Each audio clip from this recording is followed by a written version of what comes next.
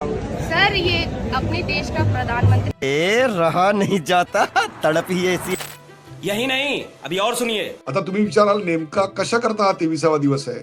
तर आजचा 23वा दिवस आहे हा जंतर मंतरवर कॉकरोच जनता पार्टी या पार्टीच्या आंदोलनाचा. बस नाम रहेगा अल्लाह का. अल्लाह का मतलब वो शक्ति जो हम सब में है. बस नाम रहेगा अल्लाह का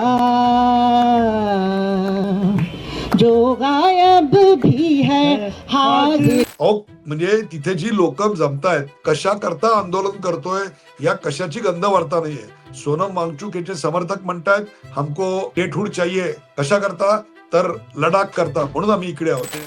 लद्दाख और हिमालय के पर्वत और नदियों को क्या हम बचा पाएंगे.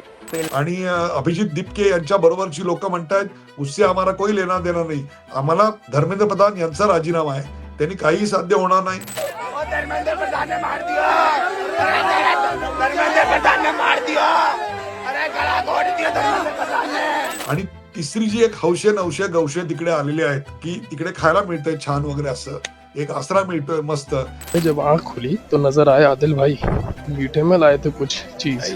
रात के 2:30 बजे ठंडी ठंडी खेल ला के भाई ने लिया सबका दिल जीत. आज तेव्हा हा सगळा देश विरोधी कट आहे असा काही सरसकट मी दावा करणार नाही. सरकारला दबाव पाहिजे का तर 100% पाहिजे, पण तो अशा फुटकळ प्रयत्नांनी होईल असं काही मला वाटत नाही. नमस्कार, द उदय निरगुडकर शो मध्ये आपण सगळ्यांचं मनपूर्वक स्वागत. मी डॉक्टर उदय निरगुडकर. प्रेक्षको, आज 23वा दिवस. आता तुम्ही विचाराल नेमका कशा करता हा 23वा दिवस आहे. तर आजचा 23वा दिवस आहे हा जंतर मंतरवर कॉकरोच जनता पार्टी या पार्टीच्या आंदोलनाचा. बस नाम रहेगा अल्लाह का. अल्लाह का मतलब वो शक्ति जो हम सब में है. बस नाम रहेगा अल्लाह का जो गायब भी है हाजिर. आतापर्यंत सरकारने या आंदोलनाकडे ढुंकूनही पाहिलं नाही आणि माध्यमांनी सुद्धा त्याला फार प्रसिद्धी दिली नाही. जी काही प्रसिद्धी मिळाली ती 28 जून नंतर, कारण 28 जूनला या आंदोलनामध्ये सोनम वांगचुक हे सहभागी झाले. खरं तर हे आंदोलन चालू झाल्यानंतर याला प्रसिद्धी मिळत नाही म्हटल्यानंतर त्यांना खेळात उतरवलं का असं वाटण्या इतपत, अशी शंका येण्या इतपत परिस्थिती आहे, परिस्थितीजन्य गोष्ट आहे. पण त्यात मी आत्ता काही जाऊ शकत नाही, जाऊ इच्छितही नाही. तर सोनम वांगचुक हे तिकडे उपोषणाला बसले. आता 2 प्रकारची उपोषणं असतात. एक म्हणजे ड्राय उपोषण, म्हणजे काही खायचंही नाही आणि प्यायचंही नाही. आणि दुसरं असतं ते म्हणजे तुम्ही पाणी, सरबत वगैरे काही इसेन्शियल मिनरल्स हे तुम्ही घेऊन करणारं तुमचं जे काही उपोषण असतं ते करायचं असतं. यातले दुसऱ्या टाईपचं असं एक उपोषण आहे आणि त्यालाही आता 13-14 दिवस होत आहेत. आणि सोनम वांगचुक हे रोज एक नवीन त्यांचे व्हिडिओज प्रस्तुत करतायत. त्याच्यावरून सोशल मीडियाद्वारे ते लोकांपर्यंत पोहोचायचा प्रयत्न करतायत. पण अजूनही त्यांनी कुठल्याही मीडियामध्ये चॅनलवर हेडलाईन केली आहे किंवा मीडियामध्ये फ्रंट पेजवर आलेत असं काही दिसत नाही. ही वस्तुस्थिती आहे. आता कोण सोनम वांगचुक असाही प्रश्न काही महाभाग मला विचारतील. त्यांच्यासाठी म्हणून अन्यथा त्यांच्याविषयी काही हिणकस भाव माझ्या मनात अजिबात नाहीये. तर सोनम वांगचुक हे कोण हे जर समजायचं असेल तर तुम्हाला लडाखला जाऊन त्यांची शाळा बघावी लागेल. आता ते तर काही आता इतक्या चटकन शक्य नाहीये किंवा ह्या कार्यक्रमासाठी तुम्ही सोनम वांगचुक म्हणजे कोण हे पाहिला लडाखचं तिकीट काढाल असंही नाहीये. पण त्याकरता तुम्ही OTT वर जाऊन 3 इडियट्स नावाचा पिक्चर बघा. त्या 3 इडियट्स मध्ये एक फुंगसुक वांगडू अशा नावाचं कॅरेक्टर आहे आणि तो IITतला सर्वात ब्रिलियंट इंजिनियर आहे, आउट ऑफ बॉक्स थिंकर आहे, तो इनोव्हेटर आहे, तो सायंटिस्ट आहे, तो प्रत्येक गोष्टीला चॅलेंज करतो. ऑथर बॅक कॅरेक्टर असलेलं त्याचं पात्र आहे आणि आमिर खाननी त्याचा अप्रतिम अभिनय त्यात दाखवलेला आहे. तो चित्रपट सुपरहिट झालेला आहे. तो चित्रपट फार सुंदर आहे, यात काही शंकाच नाही. मलाही तो आवडला आहे. त्यातली गाणी मी अनेकदा ऐकत असतो. आणि तो फुंगसुक वांगडू पुढे पास झाल्यानंतर लडाखला जातो आणि त्या लडाखमध्ये स्वतःची अशी एक इनोव्हेशनची शाळा काढतो आणि त्यावर आधारित हे सगळं कथानक आहे. अर्थात यातला फुंगसुक वांगडू म्हणजे कोण तर तो मूळ आयुष्यातला सोनम वांगचुक. म्हणजेच एक प्रकारे सोनम वांगचुकचं उदात्तीकरण त्यात झालं ही वस्तुस्थिती आहे. त्याच्याविषयीचं आकर्षण निर्माण झालं आणि प्रत्यक्ष त्याला न दाखवता त्याच्याविषयीची एक इमेज तुमच्या आमच्या मनामध्ये निर्माण झाली आणि खरोखरच ती शाळा जी तिकडे दाखवलेली आहे ती पाहता आपल्या मुलाबाळांना काय आपल्याला सुद्धा असं शिक्षण मिळायला हवं होतं असं प्रत्येकाला वाटून गेलं असेल. आणि लडाखचा निसर्ग जो आम्ही फार चित्रपट सृष्टीत कधी पाहिलेला नाही फारसा, आपण नेहमी महाबळेश्वर खंडाळा मराठी पिक्चर असतील तर किंवा अलीकडच्या काळात काही मराठी पिक्चर लंडनमध्ये दाखवलेले आहेत किंवा अगदीच जर यश चोपडाचा पिक्चर असेल तर स्वित्झर्लंड वगैरे आपण पाहतो. लडाख के आम्ही आमच्याकडे पाहिलेलं नाहीये. त्यामुळे लडाखचं सौंदर्य त्यात पाहायला मिळालं म्हणून तो पिक्चर सुपरहिट झाला.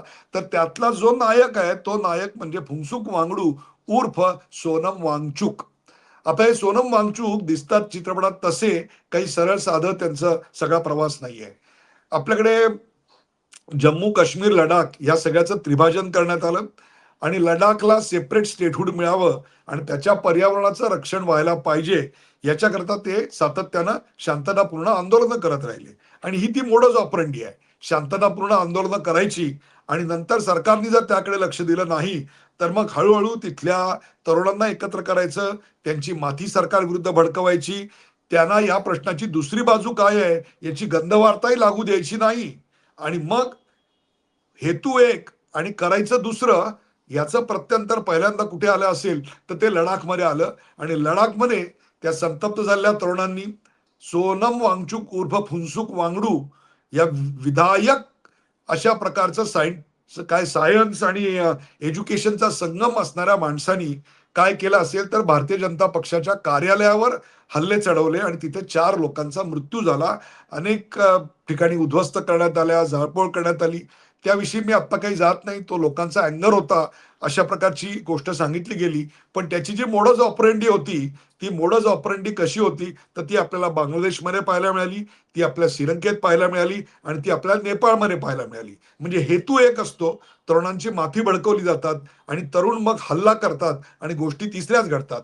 बांगलादेशमध्ये मागणी काय होती तर बांगलादेशमध्ये 1971च्या युद्धात जे सैनिक लढलेले होते त्यांच्या वंशजांना रिझर्वेशन मिळावं की न मिळावं. पण प्रत्यक्षात काय घडलं, त्या संतप्त तरुणांनी राष्ट्रप्रमुखांच्या घरावर हल्ला चढवला आणि 77 वर्षाच्या राष्ट्रप्रमुख बाई त्यांचं प्रायव्हेट कपाट फोडलं आणि त्यांची अंतर्वस्त्र आंतरराष्ट्रीय मीडियासमोर टराटरा फाडली. म्हणजे हेतू काय होता, त्या बाईची अंतर्वस्त्र फाडणे आणि अशा प्रकारे सगळी लाज समाजासमोर आणणे. तुमचा हेतू होता की जे आरक्षण आहे ते आरक्षण रद्द व्हायला पाहिजे. परंतु त्या बाई जर प्रत्यक्षात तुमच्या राष्ट्रप्रमुख बाई शेख हसीना जर तुमच्या हातात सापडल्या असत्या तर तुम्ही त्यांच्या देहाचं काय केलं असतं. आणि हेच नेपाळमध्ये घडलं आणि ते इथे घडावं ह्याकरता म्हणून हे छोटे छोटे प्रयोग आणि उद्रेक आपल्याकडे लडाख पासून सर्वत्र केले गेले. आता यातला दुसरा जो पात्र आहे तो म्हणजे अभिजित दिपके. अभिजित दिपके हे महाराष्ट्रातल्या संभाजीनगरचे. ते काही राजकीय बॅकग्राऊंड अजिबात नाही ह्याच्यात मी मुळीच विश्वास ठेवणार नाही. याचं कारण अभिजित दिपके हे आम आदमी पक्षाशी अत्यंत जवळीक साधून होते. आम आदमी पक्षाचे जे इतर कार्यकर्ते नेते होते राजस्थान मधले, दिल्ली मधले, ते सुद्धा त्यांच्या बरोबर दुसऱ्या फळीतले नेते जे फारसे मीडिया समोर आलेले नव्हते ते त्यांच्या बरोबर आता या लढ्यात आहेत. हे अमेरिकेला होते आणि अमेरिकेतून परत आल्यानंतर त्यांनी भारतामध्ये एका गोष्टीसाठी प्रचंड मोठ्या प्रमाणात आंदोलन सुरू केली. आंदोलन सुरू करायची पार्श्वभूमी काय होती तर आपल्या सर्वोच्च न्यायालयाच्या न्यायाधीशांनी एक टिप्पणी, सर्वोच्च न्यायमूर्तींनी एक टिप्पणी केली आणि त्यांनी अशा प्रकारे आंदोलन करणाऱ्यांचा उल्लेख झुरळ असा केला. त्याच्यावरून त्यांनी कॉक्रोच जनता पार्टी अशी एक डिजिटल प्लॅटफॉर्म सुरू केला. ही काही रजिस्टर्ड पॉलिटिकल पार्टी वगैरे काही नव्हती, ही एक मुव्हमेंट वगैरे सुद्धा नव्हती. हा एक सोशल मीडियावरचा खट्याळपणा असं वाटणे इतपरच त्यांनी ठेवलं होतं की ज्याच्याकडे फार कोणी गांभीर्यानं बघू नये. पण त्यांचा हेतू अतिशय गंभीर होता आणि तो म्हणजे या देशाच्या विरोधातल्या शक्तींना एकत्र करून त्यातून एक मोठा जनउठाव करायची. आणि मग बघता बघता एवढ्या 40 वर्षात भाजपने जेवढे कार्यकर्ते ऑनलाईन जमा केले, काँग्रेसने एवढे ऑनलाईन जमा केले, या दोघांच्या बेरजेपेक्षा सुद्धा जास्त कार्यकर्ते या मुवमेंटला ऑनलाईन मध्ये सदस्य झाले. आणि त्यांची जी सदस्यत्वाची मागणी होती ती म्हणजे तुम्ही बेकार असले पाहिजेत. म्हणजे एवढी लोक या देशामध्ये बेकार असतील तर मग आमचा GDP एवढा वाढला कसा, असाही एक आर्थिक प्रश्न माझ्या मनामध्ये येऊन जातो. पण तो भाग आला इदा, त्याच्याविषयी मी आता काही बोलणार नाही. त्यामुळे त्यांचे जे डिजिटल मीडियाचे सगळे समर्थक होते ते या देशातनंच आले होते असं काही पुरावा आपल्या समोर आलेला नाही. उलट ते या देशाच्या बाहेरून आणि बरेचसे पाकिस्तानातून काही कोटी आलेले होते. अशाच गोष्टी पुढे आल्यात. त्याच्याही विषयी मी काही भाष्य करणार नाही. परंतु त्यांना या देशाचे ताराहाळ आणि दुसरे अण्णा हजारे आम्हाला मिळाले अशा आनंदात पुण्यातले काही पर्यावरण तज्ज्ञ यांना जणू काही त्याच्यामध्ये एक विश्वंभर दर्शन घडलं आणि मग त्याला हाताशी धरून या देशामध्ये नवी मुवमेंट करायची, स्वतः मात्र नामारेला राहायचं आणि त्यांना पुढे ढकलायचं, अशा प्रकारची रचना आपल्याकडे करण्यात आली. आता यांची मागणी काय होती तर नीटचा पेपर फुटला, ही अतिशय दुर्दैवी गोष्ट, संतापजनक गोष्ट, चीड आणणारी गोष्ट. पण त्याकरता धर्मेंद्र प्रधान या शिक्षण मंत्र्यांनी राजीनामा दिला पाहिजे या मागणी करता त्यांनी आंदोलन सुरू केली. जसं अण्णांचं आंदोलन जनलोकपालासाठी होतं, जणू काही जनलोकपाल आल्याने भ्रष्टाचार या देशातनं कायमचा नष्ट होणार आहे अशी त्यांची एक भाबडी समजूत होती आणि त्याकरता त्यांनी आपलं आयुष्य अनेकदा पणाला लावलं आणि ते उपोषणाला बसले होते. तसंच इकडे उपोषणावर वगैरे काही माझा विश्वास नाही असं एकीकडे अभिजित दिपके सांगतायत आणि दुसरीकडे त्या आंदोलनाला अजूनही माध्यमामध्ये प्रसिद्धी मिळत नाही, त्या आंदोलनाला मीडियामध्ये फ्रंट पेज येत नाही, सोशल मीडियाला फार मोठी ट्रॅक्शन नाही आणि त्याहीपेक्षा लाखोंच्या संख्येनं लोक जमा होत नाहीत. पाहिल्यानंतर एक दुसरा मोठा खेळाडू त्याच्यात उतरवण्यात आला आणि त्या खेळाडूचं नाव फुनसुक वांगडू म्हणजेच सोनम वांगचुक. सोनम वांगचुक यांचं तर हे जुनं हत्यार आहे. त्यांनी अशा प्रकारे भूक हडताल करून जनतेला, तरुणांना प्रेरित करायचं आणि त्यांना या देशविघातक गोष्टी करायला भाग पाडायचं. याच्यात तर या माणसांची फार मोठी डॉक्टरेटच आहे. आणि मग त्यांनी म्हणून त्या हातखंडा खेळातले यशस्वी नायक म्हणून त्यांना रंगभूमीवर आणलं गेलं आणि आल्या आल्या मग त्यांनी तिकडे आमरण उपोषण वगैरे असं काही सुरू केलेलं आहे. आणि मग माध्यमं दखल घेत नाहीत म्हटल्यानंतर रोज काय ना काहीतरी, मी काही गांधी नाही, लोक गांधी, प्रत्येकाने गांधी व्हायला पाहिजे. आणि मग ते संतापले एक दिवशी, कारण अण्णांच्या वेळेला अण्णा स्वतः उपोषणावर आणि जे समर्थक आहेत त्यांच्याकरता अण्णा की रसोई बाजूला सुरू झालेली आणि त्याच्यात हजारो लाखो लोक जेवत आहेत. तसंच इकडे अण्णा की रसोई सारखी इकडे सोनम वांगचुक की रसोई सुरू झाली आणि तिकडे ठूस ठूस के लोक खा रहे. आता याच्यावर स्वतः तेच भडकले आणि इकडे अभिजित दिपके सांगतात माझा उपोषणावर आणि याच्यावर काही विश्वास नाही. त्यामुळे दोघांमधली जी वैचारिक भिन्नता आहे ती समोर आली आणि ती असणारच आहे. याचं कारण असं आहे, सोनम वांगचुक तिकडे आलेत, ते नीट, धर्मेंद्र प्रधान याविषयी काही फारसं बोलताना तुम्हाला दिसत नाहीत. त्यांचं म्हणणं एकच आहे आणि ते म्हणजे मी इकडे कशा करता आलोय तर लडाखला संपूर्ण राज्याचा दर्जा मिळावा आणि तिथल्या पर्यावरणाची रक्षा व्हावी याच्याकरता मी आलेलो आहे. आणि अभिजित दिपके कशा करतायत तर धर्मेंद्र प्रधान यांनी राजीनामा दिला पाहिजे, म्हणजे जणू काही या देशातल्या नीट फुटीचं प्रकरण एकदा कायमचं निकाली निघेल. अरे पण बाबा, तुला एक गोष्ट समजत कशी नाही, फोडणारी जी माणसं होती त्याहीपेक्षा विकत घेणारे होते म्हणून, आणि त्यानंतर शिक्षकांच्या परीक्षांचे सुद्धा घोटाळे झाले आणि ते सुद्धा पेपर फुटले. मग त्या घेणाऱ्या शिक्षकांबद्दल तुम्ही काय बोलाल? ह्या सगळ्याचा विचार एका वेगळ्या पातळीवर करायला पाहिजे आणि ही अशी गोष्ट पुन्हा होऊ नये याच्याकरता काही सकारात्मक रचना करण्याकरता सरकारला भाग पाडलं पाहिजे का आंदोलन करून हे सगळे प्रश्न सुटणार आहेत. परंतु अशा प्रकारचं यश हे बांगलादेशामध्ये, अशा प्रकारचं यश नेपाळमध्ये आणि श्रीलंकेमध्ये मिळालं असल्यामुळे तोच मार्ग आपल्याकडे अवलंबला जाईल. आणि मग त्याकरता आंदोलन आणि बेस्ट जागा कुठली तर जंतर मंतर, कारण जंतर मंतरची माती कपाळाला लावली की दुसरा अण्णा तयार होतो आणि दुसरा अण्णा व्हायची घाई असलेल्या अभिजित दिपक्यांनी तिथेच ठाण मांडलं. पण त्यांना एक कल्पना नाही, अण्णांना पहिल्या दिवसापासून मीडियाची जबरदस्त साथ होती आणि अण्णांच्या मागे सेनेमध्ये बाजूचे सर्व सैनिक मारले गेले आणि तरी देखील जगलेला आणि त्याहीपेक्षा सुद्धा त्यांच्या गावामध्ये सुधार केलेला, ग्राम सुधाराचा आदर्श निर्माण केलेला, एक सर्वसंग परित्याग केलेला असा वयोवृद्ध अशी त्यांची प्रतिमा होती. तुमच्याबद्दल काही तसं वाटायची काही शक्यता नाही आहे. त्यामुळे अण्णांच्या मागचं जे थोडंफार पावित्र्य होतं आणि तो जो भाबडेपणा होता त्या भाबडेपणाचा लवलेशही तुमच्यात नाही आहे. तेव्हाही अण्णांच्या अनेक मुलाखतीमध्ये मी अण्णांना तुमच्या बरोबर जी भूत आहेत त्याचं तुम्ही काय करणार असा प्रश्न विचारला, पण त्या भूतांविषयी अण्णांना काही गंध वार्ता नव्हती. आणि त्यांच्या शेवटच्या आंदोलनामध्ये त्यांचा भूक हडतालमध्ये एक प्रकारे अण्णा कायमचे त्याच्या आधी स्वर्गीय असं कसं लावलं जाईल याच्याकरता त्यांच्या आसपासची मंडळी जास्त आतुर होती का नव्हती याचाही आता संशोधन कोणीतरी करून एक पुस्तक लिहायला पाहिजे. हे सगळं मी अशा करता सांगतोय की अ, हे इतकं लाईटली का घेता येणार नाहीये. तर आपल्याकडे किसान आंदोलन झालं. त्या किसान आंदोलनाची मागणी काय होती, तर त्याची मागणी होती किसान संदर्भातले 3 कायदे जे संसदेनं पारित केलेले आहेत, ते कायदे मागे घेतले जावे. आता ते कायदे संसदेनं पारित केले असतील तर ते मागे घ्यायचा अधिकार सरकारला कसा येणार आहे मला सांगा. पण तरी देखील लाखोंच्या संख्येनं, अक्षरशः लाखोंच्या संख्येनं शेतकरी जमा झाले आणि प्रत्येक जण आपला नवा कोरा ट्रॅक्टर घेऊन आला. म्हणून मी एक संशोधन केलं आणि त्या संशोधनामध्ये मला दिसलं की पंजाब आणि हरियाणामध्ये ज्यांची 1 एकर 2 एकर जमीन आहे, अशा 1 एकर 2 एकर वाल्यांनी सुद्धा तिकडे फार मोठ्या प्रमाणात ट्रॅक्टर खरेदी केलेली होती. आता महाराष्ट्रात 1 एकर जमीनवाला ट्रॅक्टर विकत घेतलेला शेतकरी मला दाखवा, असं मला इकडे सांगावंसं वाटतं. आणि त्याला 1 एकरासाठी ट्रॅक्टरची गरज तरी काय होती, तो भाग अलायदा.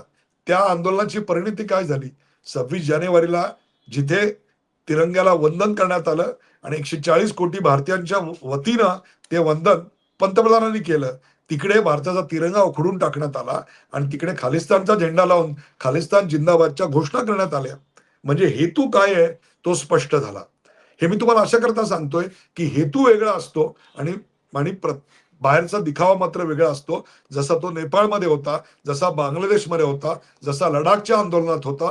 या सगळ्याचं मूळ एकच आहे आणि ते म्हणजे येन केन प्रकारेनं मोदी सरकार गेलं पाहिजे. मोदी आणि अमित शहा यांच्याबद्दलचा विरोध उफाळून आला पाहिजे. सर्वात महत्वाचं म्हणजे राष्ट्रीय स्वयंसेवक संघावरचा राग अत्यंत उफाळून आला पाहिजे. परंतु निवडणुकांमध्ये हे काही होणं शक्य नाही. निवडणुकात तर पराभव होतोय. तिकडे SIRचा मुद्दा झाला, तिथे EVMचा मुद्दा झाला. कुठल्याच मुद्द्याला जनता धूप घालत नाहीये. आणि पश्चिम बंगालमधल्या तृणमूलच्या पराभवानी आणि नंतर तृणमूल काँग्रेस म्हणजे काय मला कळतच नाही. आत्ता होती आणि म्हणजे काल होती आणि आज नाहीये, अशी परिस्थिती निर्माण झाली. आणि ममता बॅनर्जी यांच्याकडे ना आज पक्ष आहे, ना पक्षाचं नाव आहे, ना पक्षाचं चिन्ह आहे, ना पक्षाचे नेते आहेत, ना पक्षाचे कार्यकर्ते आहेत, ना पक्षाचे खासदार आहेत, ना पक्षाचे आमदार आहेत. आणि त्यांचे जे उर्वरित लोक बरोबर आहेत त्यांना घराबाहेर पडण्याकरता सुद्धा पाऊस नसताना छत्री घेऊन बाहेर पडायला लागतंय. कारण जनता त्यांच्यावर अंडाभिषेक करते आणि अभिषेक बॅनर्जी यांचं नाव अंडाभिषेक बॅनर्जी असं ठेवायची वेळ आलेली आहे. ही परिस्थिती त्यांच्यावर आहे. हे झाल्यानंतर हताश झालेल्या विरोधी पक्षांनी, हताश झालेल्या या देशातल्या शक्तींनी मग एक वेगळा प्रयोग करून पाहायचं ठरवलं आणि तो म्हणजे कॉक्रोच जनता पार्टी. पण त्यालाही पूर्णपणे समर्थन दिलं का असं नाही. अण्णांच्या वेळेला त्यांच्या मागे असं बोललं जातं, खरं खोटं माहित नाही, की राष्ट्रीय स्वयंसेवक संघाची ताकद होती. पण इकडे विरोधी पक्षांनी अभिजित दिपके आणि सोनम वांगचुक यांच्याकडे पूर्णपणे दुर्लक्ष केलेलं आहे. दुसरी गोष्ट, अण्णांना भेटायला अनेक बॉलिवूडचे स्टार लेखक कलावंत रोज यायचे, रोज लाईव्ह टेलिकास्ट चालू होतं. इकडे तर इथे तर म्हणजे माशा सुद्धा फिरकत नाही, अशा प्रकारची परिस्थिती आहे. हे सगळं होत असताना मग एक शेवटचं हत्यार काढण्यात आलं आणि ते म्हणजे कोणत्याही परिस्थितीत, तुम्हाला सांगतो कोणत्याही परिस्थितीत आपण काय करायचं, तर 20 जुलैला संसद सुरू होणार आहे त्या दिवशी संसदेवर हल्लाबोल करायचा. म्हणजे एक्झॅक्टली जे बांगलादेशमध्ये, जे श्रीलंकेमध्ये, जे नेपाळमध्ये केलं तेच करायचं. अर्थात त्याला मर्यादित यश मिळेल. 2 कोटी लोकांनी रजिस्टर केलेलं आहे पक्ष चालू करताना, डिजिटल प्लॅटफॉर्म चालू करताना. त्यातले 2,000 सुद्धा 20,000 सुद्धा येणार नाही ह्याची कल्पना आहे. पण असे शेकडो प्रकार करून प्रत्येक वेळी एक एक इंच लढवत या देशामधल्या विरोधाचा जो काही ज्वर आहे तो सतत पेटता ठेवायचा, अस्थिरता चालू ठेवायची. या देशामध्ये सुधारणा करण्याच्या दृष्टिकोनातून विरोधी पक्षाचं काम आहे. हे विसरून जाता इथे विघातक गोष्टींचं आकर्षण तरुणांना निर्माण करायचं, हाच तो सगळा डाव आहे. अहो म्हणजे तिथे जी लोक जमतायत त्यांना कशा करता आंदोलन करतोय या कशाची गंध वार्ता नाहीये. सोनम वांगचुक याचे समर्थक म्हणतायत हमको स्टेटहुड चाहिए. कशा करता, तर लडाख करता, म्हणून आम्ही इकडे आहोत. आणि अभिजित दिपके यांच्या बरोबरची लोक म्हणतायत उससे हमारा कोई लेना देना नाही, आम्हाला धर्मेंद्र प्रधान यांचा राजीनामा आहे, त्यांनी काहीही साध्य होणार नाही. आणि तिसरी जी एक हौशे नवशे गवशे तिकडे आलेले आहेत की तिकडे खायला मिळतंय छान वगैरे, असं एक आसरा मिळतोय मस्त, असे जे रिकाम टेकडे आहेत त्यांना धर्मेंद्र का राजीनामा चाहिए. धर्मेंद्र कोण, तर त्यातल्या एकाने उत्तर दिलं वो शोले में, शोले में जो धर्मेंद्र है उनका राजीनामा चाहिए. आता काय बोलणार मला सांगा तुम्ही. ही आत्ताची आपल्याकडच्या आंदोलनाची अवस्था आहे आणि या सगळ्यामुळे आंदोलनावरचा विश्वास लोकांचा उडत जाईल. म्हणून आंदोलनांची अशी खिल्ली उडवणं बंद करा. आंदोलनं जरूर व्हायला हवीत, सरकारच्या विरोधात व्हायला हवीत, या मताशी मी पूर्णपणे सहमत आहे. पण आज अशा प्रकारची पोकळ आंदोलन करून तुम्ही आंदोलन या विषयावरची या देशामधली जी काही सिरियसनेस आहे तो सिरियसनेस सुद्धा तुम्ही घालवून टाकताय. 20 जुलैला संसदेवर हल्ला होईल आणि पुढे काय होईल असा प्रश्न मला अनेकांनी विचारला. एकीकडे सोनम वांगचुक यांची तब्येत बिघडते आणि ती एका मर्यादेपर्यंत बिघडल्यानंतर किंवा त्याच्या आधीच सरकार त्यांना हॉस्पिटलमध्ये केअरसाठी घेऊन जाईल. तिथे काही थोडीफार हातापायी वगैरे व्हायची शक्यता नाकारता येत नाही आहे. परंतु त्यांना काही इंटेलेक्च्युअल क्लासचं फार मोठं समर्थन आहे असंही दिसत नाहीये. आणि 20 जुलैला सरकार एका एका जिओग्राफीमध्ये त्यांना बंदिस्त करेल आणि फार त्याच्या पलीकडे ते आंदोलन पसरू देईल असं मला वाटत नाही. ज़्यादा आप हरकत कर सकते हैं, हम सब मिल के कुछ कर सकते हैं ताकि ये सब ना हो. और उसके लिए मैं ये सोच रहा हूँ कि सबसे सही जगह है हमारे भारत का संसद, जहाँ पर निर्णय लिए जाते हैं, बहस होते हैं, नीतियाँ बनती हैं. तो क्या आप तैयार हैं अगर मैं कहूँ कि 20 जुलाई को जब संसद का मॉनसून सत्र शुरू होता है तो मेरे साथ आप लोग भी जंतर मंतर से संसद तक एक शांतिपूर्ण मार्च करें. अगर ऐसा कर सकते हैं तो बहुत कुछ बदल सकता है. इसके लिए आपको दिल्ली आना होगा और मेरे साथ इस शांतिपूर्ण मार्च में जुड़ना होगा. बताइएगा ज़रूर क्या आप करने को तैयार हैं. नीचे कमेंट्स में या फिर जो लिंक दिया है उसमें कहिएगा मैं तैयार हूँ. तो मुझे विश्वास होगा कि हमारा देश भी बचेगा और मेरी जान भी. जय हिंद. पण हा आंदोलन हा काही शेवटची गोष्ट नाहीये. हे आंदोलन हा त्यांचा एक टप्पा आहे आणि त्यामुळे यांचे बोलविते धनी कोण आहेत हे तुम्ही लक्षात घ्या. या देशाच्या बाहेरच्या शक्ती, मग त्या जॉर्ज सोरोस असतील किंवा आणि कोणी असतील किंवा डीप स्टेट असतील, आणि हे सगळं ज्यांना वाटतंय की हे सगळं डीप स्टेट आणि जॉर्ज सोरोस थोतांड आहे, तुम्ही तुमच्या कॉमेंट बॉक्समध्ये तसं लिहा. मी आतापर्यंत कुठल्या देशामध्ये डीप स्टेटनी काय काय केलंय हे तारीखवार तुम्हाला सांगायला तयार आहे. हा देश डिस्टेबलाइज करण्याकरता अनेक हत्यारं वापरली गेली. मध्यंतरी हिंडनबर्ग आलं. हिंडनबर्ग आता कुठे आहे मला सांगा. त्या कंपनीने गाशा गुंडाळला. त्यांचा उद्देश एकच होता, तो म्हणजे भारतीय शेअर मार्केट बर्बाद करणे आणि एका मोठ्या उद्योग समूहाला बेजार करून सोडणे आणि त्यातून त्यांच्या शेअर ट्रेडिंग मधनं करोडो रुपये घेऊन जाणे. ते त्यांनी घेतले आणि पसार झाले. त्यानंतर मडी वॉटर्स तशीच हिंडनबर्ग सारखी कंपनी येणार असे मी ऐकलं होतं, म्हणून त्याच्यावर मी लक्ष ठेवून होतो. पण तिथेही काही फार घडताना घडलेलं नाही. तेव्हा हा सगळा देश विरोधी कट आहे असा काही सरसकट मी दावा करणार नाही. सरकारला दबाव पाहिजे का, तर 100% पाहिजे, पण तो अशा फुटकळ प्रयत्नांनी होईल असं काही मला वाटत नाही. असे प्रकार जर आपल्याला नीट मधला घोळ असेल, हे जर बंद करायचे असतील तर प्रथम जनजागरण व्हायला पाहिजे. विद्यार्थ्यांनी अशा प्रकारचे पेपर घ्यायला नकार दिला पाहिजे, मग फोडणारे आपल्याकडे एक्सपोज होतील. परंतु ते व्हायला आपल्याकडे भरपूर वेळ लागेल. तोपर्यंत आपल्याला समाज सुधारणांवरच फोकस करायला लागेल. प्रेक्षको, हे तुम्हाला पटणार नाही. काही लोक कॉक्रोच जनता पार्टीचे समर्थक असतील, त्यांनाही पटणार नाही. पण मी त्या मतांचाही पूर्णपणे आदर करतो. ती मतं तुम्ही व्यक्त करा, समर्थनाची मतं व्यक्त करा, शेअर करा, सबस्क्राईब करा, लाईक करा, पाहायला विसरू नका. The Uday Nirulkar show.